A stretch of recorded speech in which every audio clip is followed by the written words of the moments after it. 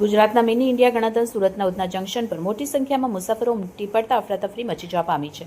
લગ્નની સિઝન, ઉનાળુ વેકેશન અને કારખાનામાં રજાઓ પડતા સુરતમાં વસતા પરપ્રાંતિઓ વતનની વાટ પકડી છે.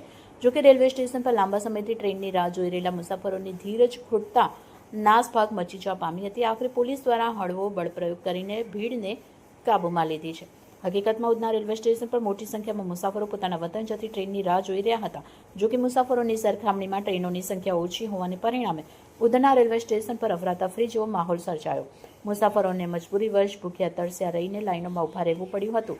ઉધના રેલવે સ્ટેશન પર 8,000થી વધુ મુસાફરો સામે માત્ર 2 ટ્રેનની સુવિધા કરવામાં આવી હોવાથી અંધાધૂંધી સર્જાઈ હતી. અસહ્ય ગરમી અને ગૂંગળામણના કારણે અકળાયેલા મુસાફરોની ધીરજ ખૂટતા તેઓ બેરિકેડ કૂદવા લાગ્યા. દરમિયાન મુસાફરોની બેકાબૂ બનેલી ભીડને કાબૂમાં લેવા માટે પોલીસને હળવો લાઠીચાર્જ કરવો પડ્યો હતો. એટલું જ નહીં, કાળઝાળ ગરમી વચ્ચે વહીવટીતંત્ર દ્વારા મુસાફરો માટે પાણીની વ્યવસ્થા કરવામાં આવી હતી. આ સમયે તરસ્યા મુસાફરો એકબીજાના હાથમાંથી પાણીની બોટલોની રીસ અને લૂંટ મચાવી હતી.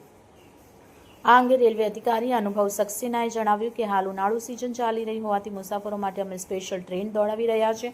અત્યાર સુધી 6 ટ્રેન દોડાવાઈ છે. પહેલી ટ્રેન રાત્રે 1:30 વાગે ઉધનાથી જયનગર ગઈ હતી, જે બાદ સવારે 5:30 વાગે એક ટ્રેન મધુબની માટે રવાના થઈ હતી. મુસાફરોની સંખ્યાને અમે સતત મોનિટરિંગ કરી રહ્યા છીએ. કોઈ અનિચ્છનીય ઘટના ન બને તે માટે રેલવે દ્વારા તમામ તકેદારી રાખવામાં આવી રહી છે.